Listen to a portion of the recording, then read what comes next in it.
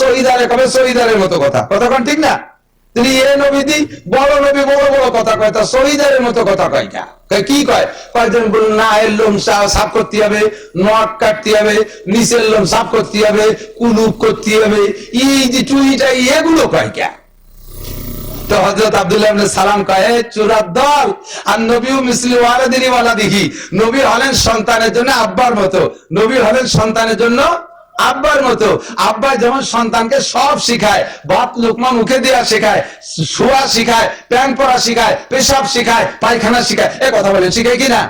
তো নবী আমাদেরকে সেই রকম শিখায়। এই লোকটা মিথ্যাবাদী হতেই পারে না, যাইয়ে হুজুরের কাছে কলেমা পড়ে বেড়াইছে, লা ইলাহা ইল্লাল্লাহ মুহাম্মাদুর রাসূলুল্লাহ, আশহাদু আল্লাহ, পড়েন না, আশহাদু আল্লা ইলাহা ইল্লাল্লাহ ওয়া আশহাদু আন্না মুহাম্মাদান আবদুহু ওয়া রাসূলুহু। আল্লাহ ছাড়া কোনো মাবুদ নাই, মুহাম্মদ ছাড়া কোনো নবী নাই, আমি সাক্ষী দিতেছি আল্লাহ ছাড়া কোনো মাবুদ নাই, আমি আরো সাক্ষী দিতেছি মুহাম্মদুর রাসূলুল্লাহ ছাড়া কোনো রাসূল নাই।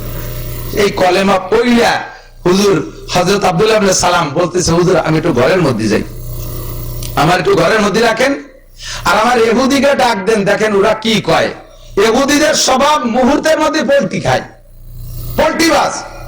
এই ইহুদিদের স্বভাব দেখেন, নেতানিয়াহু আমেরিকানরে নেতা বলে মানে, জো বাইডেন রে সে ইমাম মানে।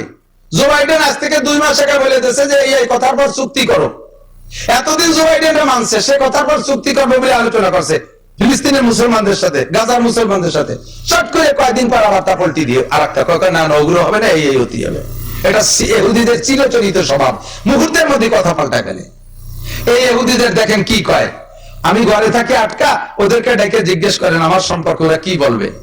তো হুজুর কয়, ইহুদিরা ডেকে বলতেছে, এই ইহুদিরা বলো তো তোমাদের মধ্যে আব্দুল্লাহ ইবনে সালাম কেমন মানুষ? তো ইহুদিরা বলতেছে, আরে কপাল, তুমি মুহাম্মদ কার সাথে কি কতিয়েছো? আব্দুল্লাহ ইবনে সালামের একটা মিনিটের দাম আছে তোমার গায়ে, তার একটা লোমের গায়ে আছে তোমার দাম, তোমার লোমের দাম আছে তোমার গায়ে। সে ভালো, তার বাপ ভালো, তার দাদা ভালো, 14 গোষ্ঠী ভালো, আমানতদার, ইমানদার, বুজুর্গ, পীরে কামেল, সবকিছুতে 100-100। তোমার একটা, তার একটা লোমের দামও তোমার গায়ে নেই। তো হুজুর বললেন, আব্দুল্লাহ ইবনে সালাম যদি মুসলমান হয়ে যায় তাহলে কি হবে? হতেই পারে না।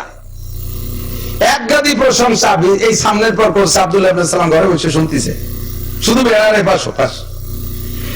হতেই পারে না, আব্দুল্লাহ ইবনে সালাম তোমার মতো অত বড় বলদ না। হুজুর রে কয় না, নাউজুবিল্লাহ। এই বলতে বলতে আব্দুল্লাহ ইবনে সালাম ঘরের থেকে বের হয়েছে, আশহাদু আল্লা ইলাহা ইল্লাল্লাহু ওয়া আশহাদু আন্না মুহাম্মাদান আবদুহু ওয়া রাসূলুহু, কলেমা ভর্তি করে। সাথে সাথে এই ইহুদিরা এই জায়গায় বসে কয়, তুই খারাপ, তোর মা খারাপ, তোর জন্ম ঠিক নাই, তোর বাপ দাদা 14 গোষ্ঠী চোর, জীবনে আমাকে চোখে আঙ্গুল দিয়ে ধোঁকা দিয়ে খাইছিস।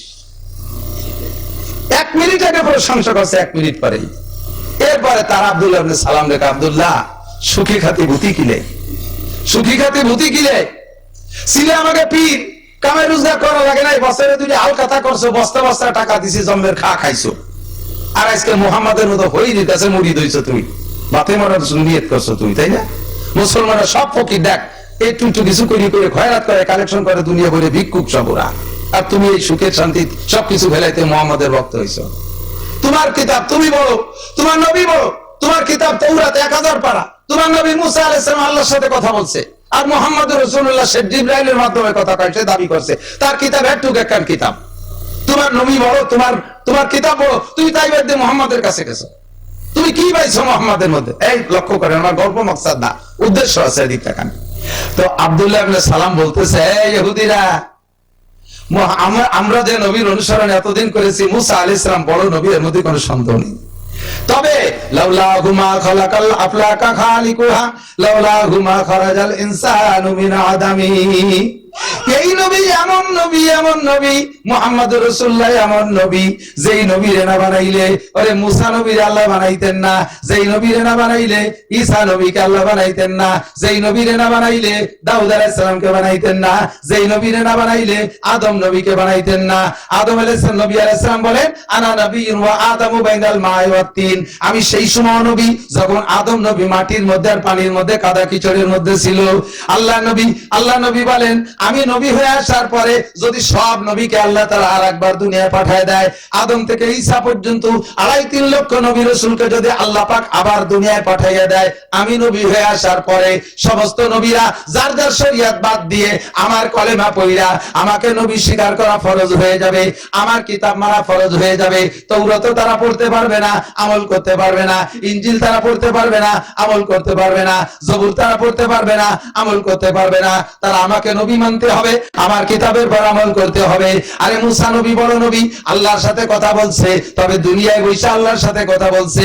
আর আমি যেই নবীর অনুসরণ করলাম, ওই নবীকে আল্লাহ পাক সুবহানাল্লাযী আসরা বিআবদিহি লাইলাম মিনাল মাসজিদিল হারাম ইলাল মাসজিদিল আকসা আল্লাযী বারাকনা হাওলাহু লিনুরিয়াহু মিন আয়াতি ইন্না ফী যালিকা ইন্নাহু হুয়াস সামিউল বাসীর ওয়ান-নাজমি ইযা হাওয়া মা দাল্লা সাহিবুকুম ওয়া মা গাওয়া মা ইয়ানতিকু আনিল হাওয়া ইন হুয়া ইল্লা ওয়াহয়ুন ইউহা আল্লামাহু শাদীদুল কুওয়া যু মিররাতিন ফাস্তাওয়া ওয়া হুয়া বিল উফুকিল আলা সুম্মা দানা ফাতাদাল্লা ফাকানা কাবা কাউসাইনি আও আদনা। আমার নবীকে আরশে আজিমে আল্লাহ তাআলা নিয়া সামনে বসাইছেন। ধনুকের রশি ধরে টান দিলে ধনুকের চটা দুই দিক দিয়ে মুখটা যেমন নিকটে চলে আসে, যত কাছে আসে আমার নবীর মাঝে আর আল্লাহর মাঝে অতটুকু দূর ছিল না, তার চাইতে নবী আল্লাহর বেশি কাছে চলে গেছে। মুসা নবী আল্লাহর সাথে কথা বলেছেন, নবী ছিলেন দুনিয়ায় আল্লাহর আরশে আজিমে, সেভাবে কথা বলেছে। আমার নবী মুহাম্মদুর রাসূলুল্লাহকে আল্লাহ আরশে আজিমে নিয়া সামনে বসাইয়া মা কানা বাইনাহু ওয়া বাইনাল্লাহি হিজাব, নবীর মাঝে আল্লাহর মাঝে কোনো পর্দা ছিল না, সামনের পর বসাইয়া আল্লাহ পাক কথা বলেছেন। এবার বলে ইহুদিরা মুসা নবী বড় না মুহাম্মদ নবী বড়? আল্লাহু আকবার। আরে মুসা নবী বলেছেন জান্নাত অনেক বড়, এটা কিতাবে পাইয়া পড়িয়ে বলছেন। আর জান্নাত বড়, আমার নবী জান্নাতে যায় দেখে আসে। মুসা নবী বলছেন জাহান্নাম অনেক বড়, জাহান্নাম উনি দেখে আসেন নাই, উনি কিতাবে পড়িয়া তার থেকে তোমাদেরকে বলছে। আর এই মুহাম্মদ নবী জাহান্নামে যাইয়া সচক্ষে যে জাহান্নাম দেখে আসছে। আসমান বেলা বিশাল বড়, মুসা নবী কিতাবে দেখে বলছে এই নবী 7টা আসমান পার করে আসছে। আল্লাহর আরশ অনেক বড়, মুসা নবী কিতাবে দেখে বলছে, আর এই নবী আরশে আজিমে যায় দেখে আসছে। আর আল্লাহর কুরসি অনেক বড়, ওয়াসিয়া কুরসিয়ুহুস সামাওয়াতি ওয়াল আরদ, 7টা আসমান জমিন চেয়ারের নিচে ফেলে আছে, আল্লাহর চেয়ার এত বড়। ওই চেয়ারটা মুসা নবী কিতাবে দেখে বলছে, আর এই মুহাম্মদ নবী সেই চেয়ারের কাছে যেয়ে সরাসরি চেয়ার দেখে আছে। কাজেই সব নবী চাইতে মুহাম্মদুর রাসূলুল্লাহ সব চাইতে বড়। সবকিছু নবী শিখায়, আর নবীও মিসলুল ওয়ালিদিহি ওয়ালাদিহি। আরে আমাদের নবী এবার সব বেলায় এই নবীর কথা ওরা কয়, ধিক্কার দেয়। ইনি যদি বড় নবী হবে, ব্যঙ্গ করে কয়, ইনি যদি এত বড় নবী হবে তাহলে বড় বড় কথা কবে, এই ছোট ছোট কথা এগুলো কয় ক্যা? এই প্রধানমন্ত্রী কবে প্রধানমন্ত্রীর মতো কথা, শহীদারে কবে শহীদারের মতো কথা, কথা কোন ঠিক না?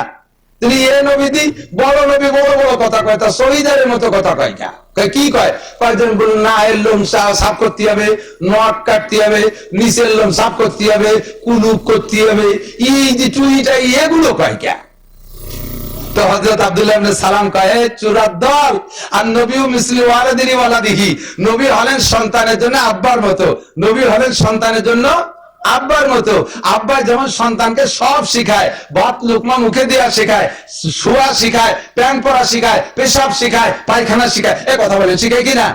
তো নবী আমাদেরকে সেই যখন শিখায়, ইয়ালিমুনা কুল্লা শাই, আমাদের নবী আমাদের সবকিছু শিক্ষা দেয়। হাত্তাল খেরা, লাস্টে বলছেন হাত্তাল খেরা, আমরা পায়খানায় কি বসবো, কিভাবে বসবো, তাও নবী আমাদেরকে শিক্ষা দিয়েছেন। কন্যা সুবহান।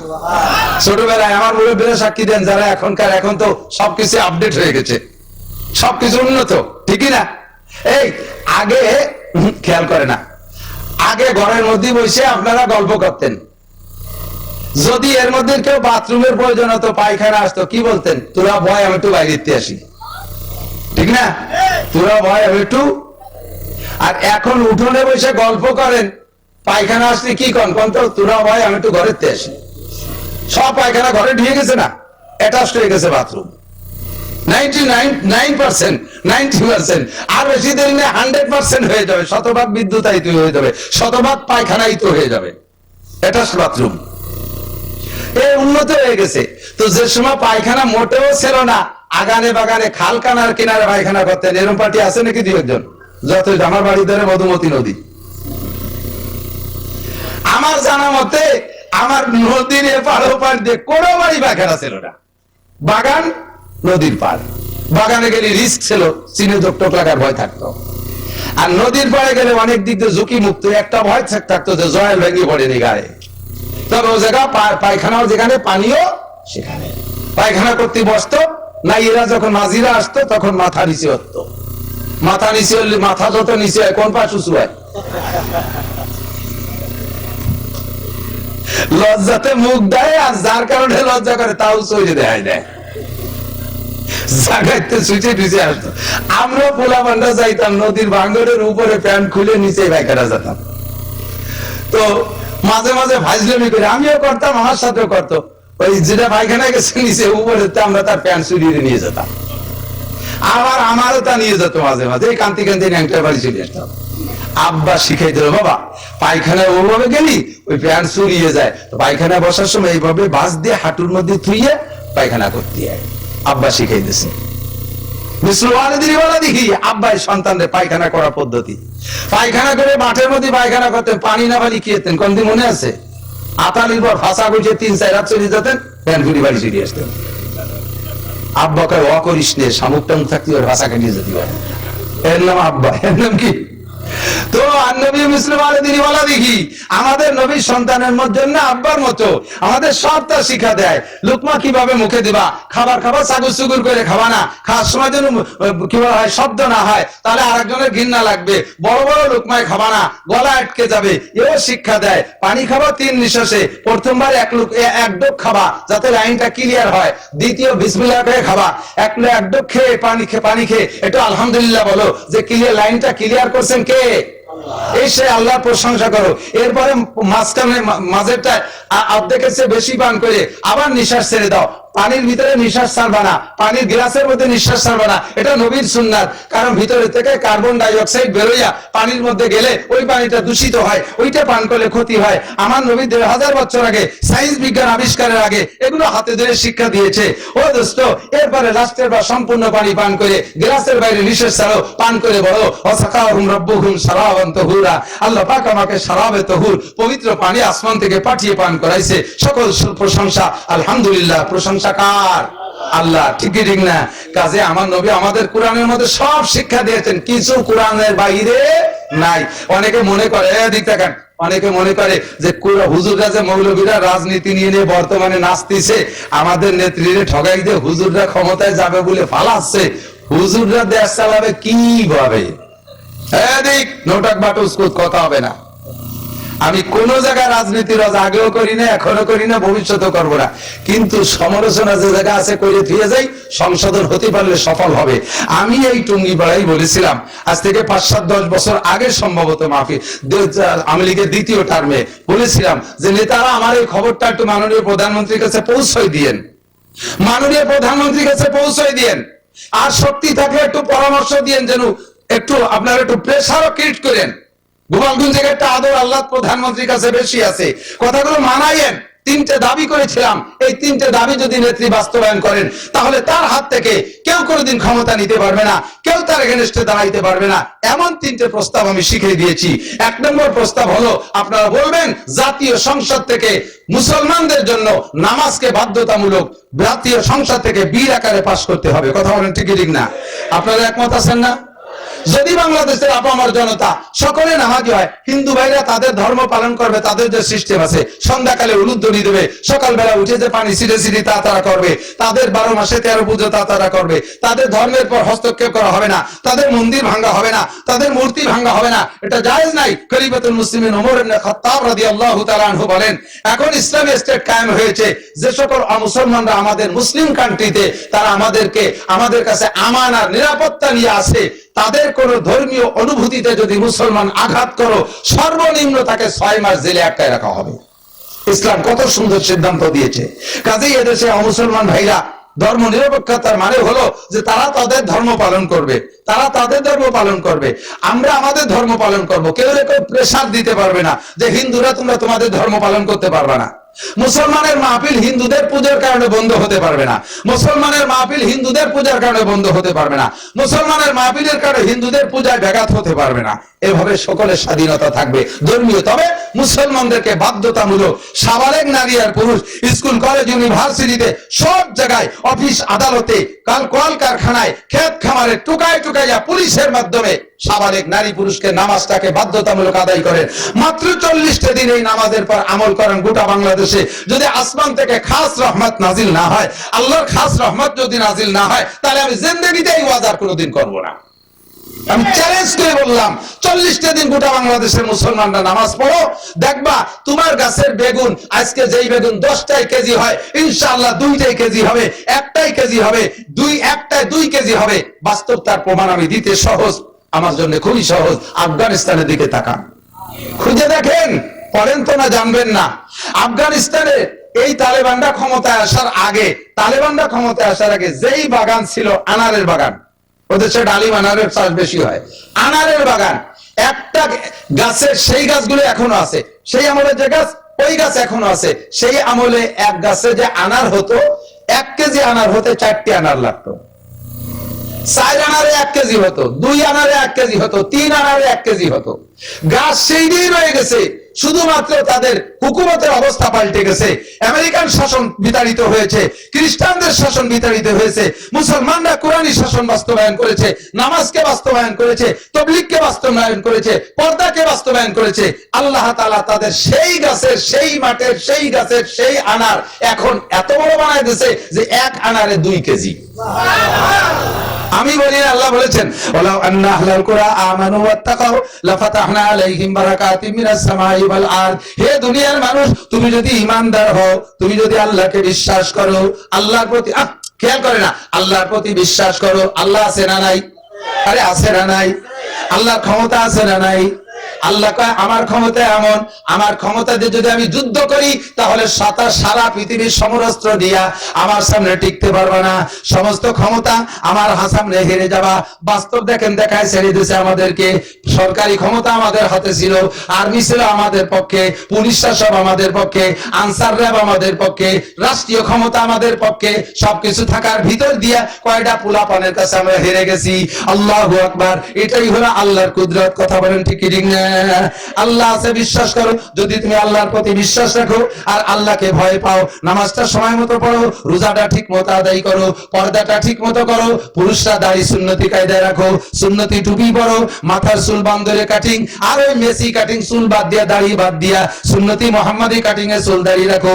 মহিলারা 100 ভাগ পর্দা করো, পরের জমি দখল করে খেও না, হিন্দু ভাইদের জমি ফাঁকি দিয়ে ডিসিআর কেটে এভাবে সেভাবে জুলুম অত্যাচার করে খেও না, পরের হক মেরে খেও না, সুদে কারবার করো না, ঘুষে কারবার করো না, আল্লাহকে ভয় পাও, জিনা ব্যভিচার করো না, মদ গাঁজা ইয়াবা ফেনসিডিল হিরোইন খাইও না, অকথ্য ভাষায় গালাগালি করো না, পরনিন্দা করো না, গীবত শিকায়েত করো না, স্ত্রীর সাথে সদ্ব্যবহার করো, শ্বশুরালয়ের সাথে সদ্ব্যবহার করো, আব্বা মার খেদমত করো, ভাই বিরাদার মুরব্বি মকলেস দেখে সম্মান করে চলো।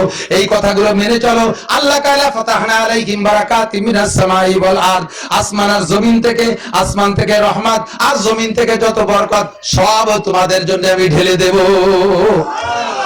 আফগানি মোল্লারা এটা বাস্তবায়ন করে দেখাইছে, আল্লাহ তার কুদরত বাস্তবায়ন করে দেখাইছে। দেখেন, মাত্র 2 বছর তাদের শাসন আমল চলে।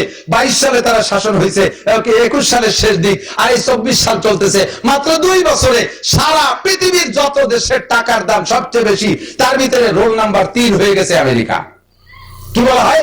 আফগানিস্তান। রোল নাম্বার 3 কারা? আফগানিস্তান। আমেরিকান ডলারও আফগানি মৌলবীকে টাকার কাছে হেরে গেছে।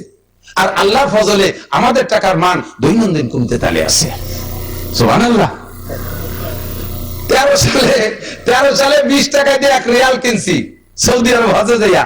13 সালে 20 টাকা দিয়ে রিয়াল কিনছি, তারপরে কিনছি 22 টাকা দিয়ে, তারপরে কিনছি 23 টাকা দিয়ে, 24 টাকা দিয়ে। এবার যাইয়া রোজার পরে 32 টাকা 33 টাকা দিয়ে রিয়াল কিনছি। 32-33 টাকা দিয়ে রিয়াল কিনলাম। আমাদের টাকার দাম খালি কমতে তালে আছে। বস্তা বস্তা টাকা কামাই করে সে ছাতার কোনো দাম নাই। যদি টাকারে দামি বানাইতে হয়, আর এই খ্যাতই থাকবে, সার লাগবে না, ঔষধ লাগবে না, কীটনাশক লাগবে না, কিচ্ছু লাগবে না। আমার আল্লাহ বিনা সার ওষুধ পানিতে, আসমানি পানি দিয়া 1 বিঘে জমিতে এখন 40 মণ ধান পান, 80 মণ 100 মণ ধান দেওয়ার ক্ষমতা আল্লাহ আছে। জোরে কন্যা আছে। লাফাতাহনা আলাইহিম বারাকাতিম মিনাস সামা। এজন্য আমি মাননীয় প্রধানমন্ত্রীকে এই কথাগুলো পৌঁছানোর জন্য বলছি। নেতারা আমার সামনে বসে আসনে ডানি ভাবে জি হুজুর জি পৌঁছে দেব, আর উন্ডায় জায়গাতে শিয়ালের মতো নেজ জাহিদে উঠার পরে কিছু মনে থাকে না। শিয়াল রাত্রি বসে পাশার নিচে লেজ মোড়াইয়ে বসে ধ্যানে বসে মুরাকাবা করে। তো মুরাকাবা করেও টের পায় যে দেশের কোন মুরগির ক্ষোভের কি অবস্থা, কোনটা দুর্বল, কোনটা সবল, কোনটা টান দিদি খুলবে, কোনটা আলগা পাওয়া যাবে, সব জায়গায় বসে পণ্ডিত চাউর টের পায়। ওই জায়গায় হিসেব নিকেশ করে যখন লেজ জাকিতে উঠে যায় আবার তা ভুলে যায়। তো সামনে বসে সব মুখস্থ হয়, উঠে গেলে ভুলে যায়। 3টে প্রস্তাব শিখাই দিচ্ছি, এই 3টে যদি নেত্রী সংসদে বাস্তবায়ন করতে পারতো এখন কিছু থাকতো না, কেউ সামনে দাঁড়াইতো না। 1 নম্বরে নামাজ। আপনারা কি একমত? সংসদে নামাজ পাশ করার পক্ষে একমত? কারা কারা কারা কারা? আমার হিন্দু ভাই থাকলে হাত জাগান, আপনাদের লাভ আছে। মুসলমান যদি তার নামাজ বাস্তবায়ন করে তার আপনাদের পর হস্তক্ষেপ করবে না, আপনাদের সংখ্যালঘু মনে করবে না, আপনাদের মন্দিরে আঘাত করবে না, আপনাদের পূজা পাঠে বাধা দেবে না। নামাজের সাথে একমত? আমার হাত। 2 নম্বরে পর্দা। পর্দা একমত? এটা আমি আপনি জীবন ভরে ওয়াজ করতেছি, কাজ হয় না। আমরা পর্দা ওয়াজ করি, উন্ডা পর্দা ফাটাই দিচ্ছে। দুনিয়ার বেপর্দা, ওয়াজে কোনো কাজ হচ্ছে না, আরো নতুন নতুন বেপর্দা আবিষ্কার করতেছে। যত দুর্নীতি সমস্ত বেপর্দার থেকে আসতেছে। দুটো জোড়ায় জোড়ায় বসে বসে খোঁজগল পরে বিভিন্ন পার্কে, ওই কক্সবাজার কুয়াকাটা শহরের পাশে দুজন বসে বসে সুবহানাল্লাহ পড়ে, সুবহ ভাতে আমস্ক করে, নামাজের ফরজ 13টা, হ্যাঁ, নামাজ ভাঙার কারণ এই মুখস্থ করে। কি মুখস্থ করে তা সবাই জানে, ঠিক না? সারাটা দুনিয়ার নাপাক করে ফেলাইছে। এই পর্দাটা যদি রাষ্ট্রীয় ভাবে হুকুম দিয়ে বাস্তবায়ন করতো, সবাই পর্দার মধ্যে এসে যেত।